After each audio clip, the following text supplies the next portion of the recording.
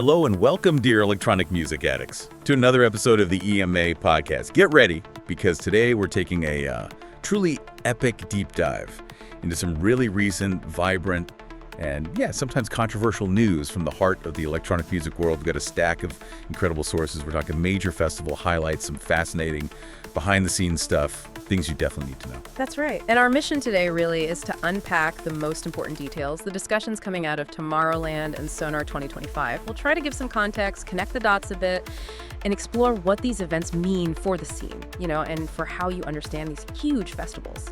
And honestly, there's a lot to get excited about. Seriously. From a massive content drop, like hours and hours of music, to some unexpected drama that really stirred things up online.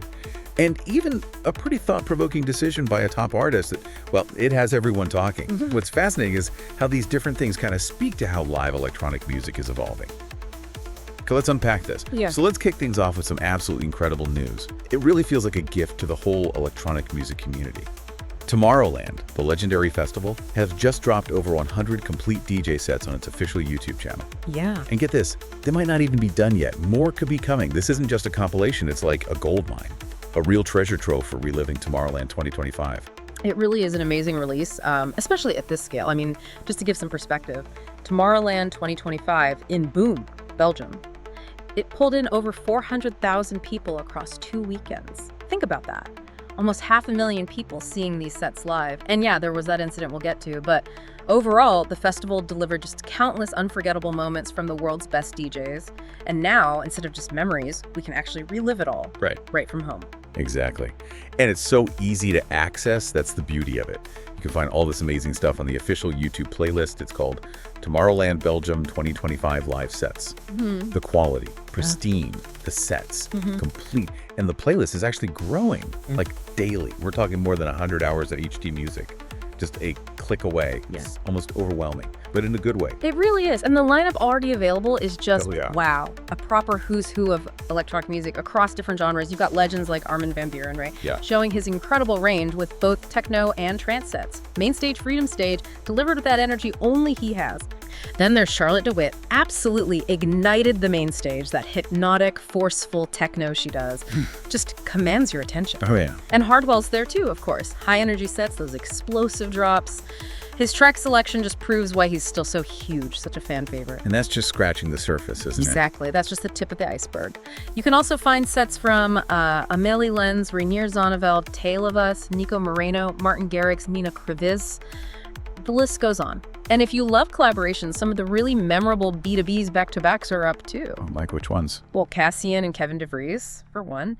And that truly epic EMA with Solomon's set. Both of those were huge talking points from the festival, real synergy between the artists. What's really compelling here, this isn't just for the lucky ones who actually went. It's a gift for everyone, really.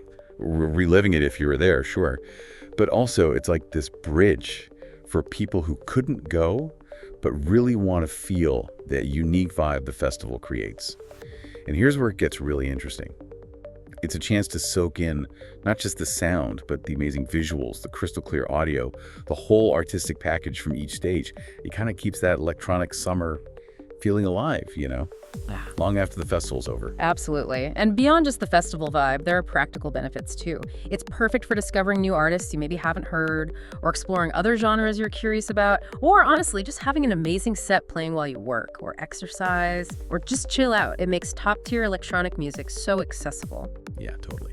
So if you haven't checked this gem out yet, seriously, run, don't walk, to the official Tomorrowland YouTube channel.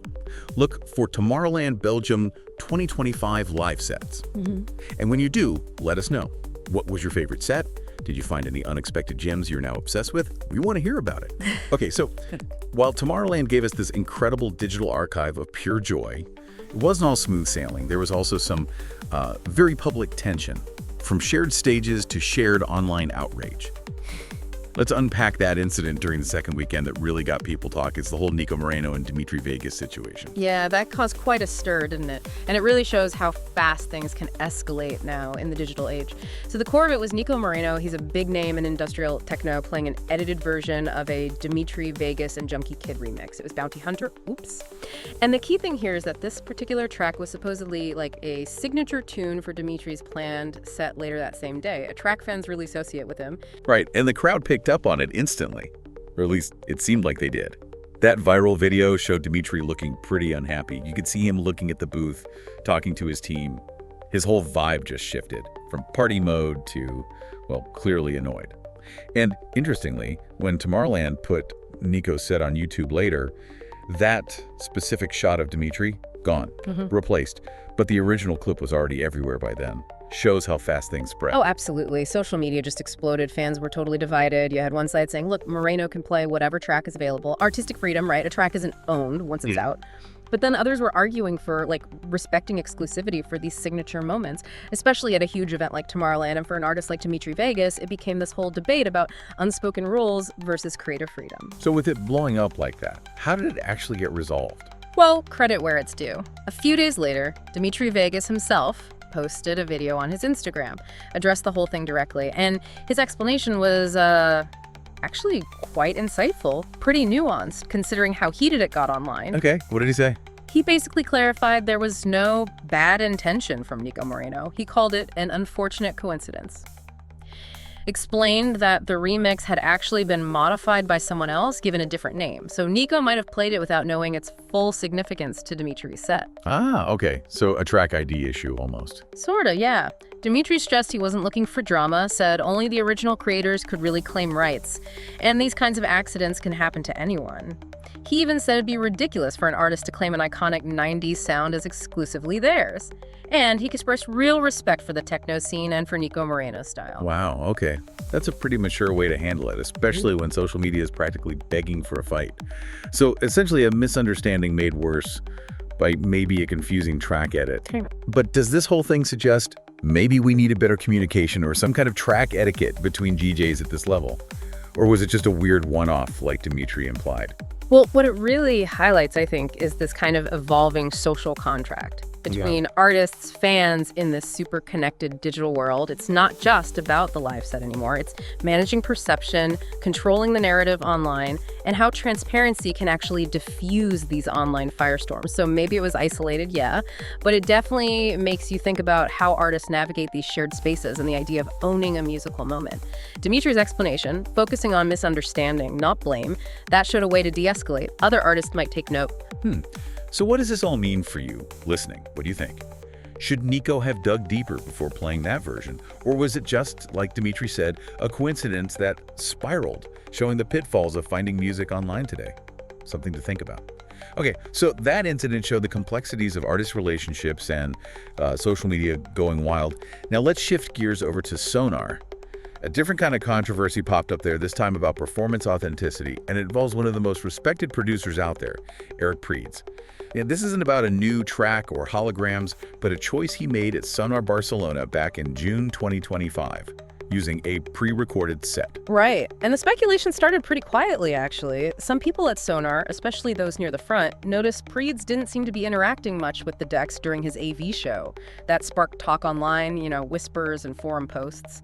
Then, a few days later, with the conversation growing, Prydz himself confirmed it. Yes, the set was pre-recorded. But, and this is key, he explained why. The really difficult circumstances that led to that choice. Yeah, and his explanation was incredibly detailed, very transparent. He made it super clear this wasn't just a casual thing, not taken lightly at all.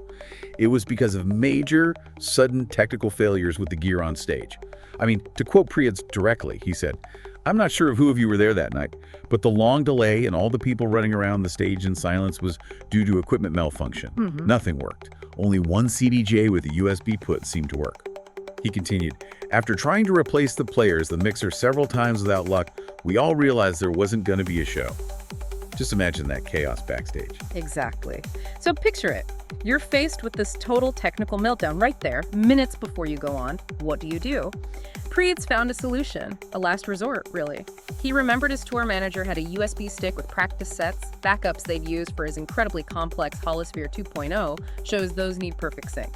So given the situation, Prydz decided it was way better to play that pre-recorded set than to just cancel everything for the 15,000 fans waiting out there. A really tough call for any artist. Oh man, I can only imagine. If I was in that crowd, my heart would have sunk thinking it was canceled. But then hearing why. You kind of sympathize with the nightmare he was facing, right?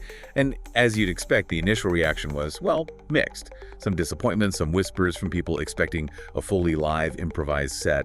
But, and this is important, once he explained it all in detail, a lot of fans, even other artists, came out defending him. They understood the impossible situation. They saw it as him trying to deliver something for the audience. Yeah, and this case leaves us with some really fascinating questions, doesn't it? About what live performance even means in electronic music today. What's fascinating here is using pre-recorded sets okay in these extreme situations, when live is just physically impossible because the tech fails. Right. And maybe more importantly, should it even matter if the result, the lights, the sound, the whole impact on the crowd is so powerful, it moves people just the same way a live improvised set might? It's a deep question, especially as productions get more and more complex. It really is. Maybe the insight here is that for these huge high-tech shows like Prydz does, the authenticity isn't just about the knob twiddling anymore. It's about the integrity of the whole experience, maybe, and how artists honor that commitment to the audience. His decision really shows he's committed to making sure the show goes on, even if it means making a hard choice and maybe getting some flack for it. His dedication to giving the audience a show seems clear. Which brings up a really interesting question for you, the listener. Do you agree with Prydz's decision? Given those circumstances, what would you prefer? An improvised set with maybe technical glitches, maybe visuals out of sync, or a perfectly designed but pre-recorded experience that guarantees the show happens as intended, delivering the full spectacle? It makes you really consider what live means now. Wow, what a deep dive this has been. We've covered so much today, from that incredible gift of Tomorrowland sets. Yeah, over 100 of them. To the surprising tension between Nico Moreno and Dimitri Vegas, and then this really thought-provoking decision by Prydz at Sonar. It's just a powerful reminder, isn't it? The electronic music world is always buzzing, always evolving, always giving us fascinating stuff to talk about.